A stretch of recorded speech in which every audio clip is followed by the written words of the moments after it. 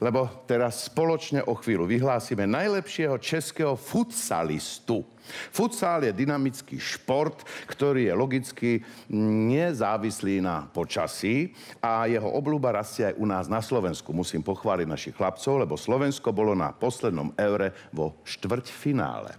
No a teraz sa poďme pozrieť na českých hráčov, na nominantov. V kategorii Satum Futsalista roku 2024 jsou nominováni David Drost, FK Chrudim, Michal Seidler, FK Chrudim, Tomáš Vnuk, SK Interobal Plzeň. Tak, myslím, že je čas dozvedieť sa, kto je víťazom tejto kategórie. Budem to čítať v češtine. Vítězem ankety Satum Futbalista roku 2024 se stává David Drost.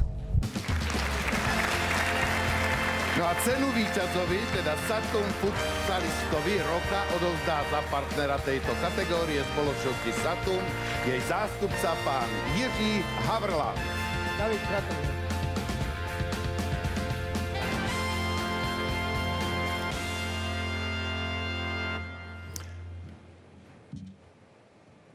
Tak krásný dobrý večer. Dobrý večer, gratulujem aj ja.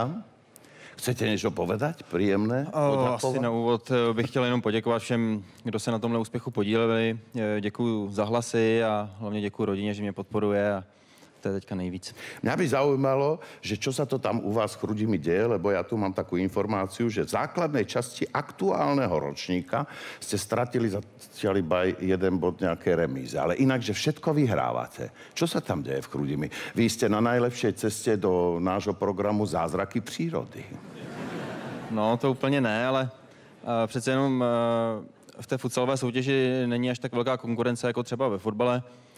A musím říct, že tu sezonu zatím máme úspěšnou, ty zápasy se nám daří a ztratili jsme vlastně jenom jednou kvůli remíze takže zatím to funguje, tak snad to vyjde až do konce. No a čo je vaša meta tesne pred 30-kou vo futsale?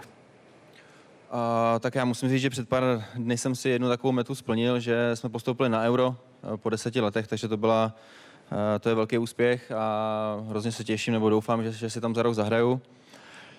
Takže asi to mistrovství Evropy, no, bude taková teďka nejbližší meta. Dámy a páni, Satum futsalistom roku sa stáva David Drost. Děkuji. Gratulujeme.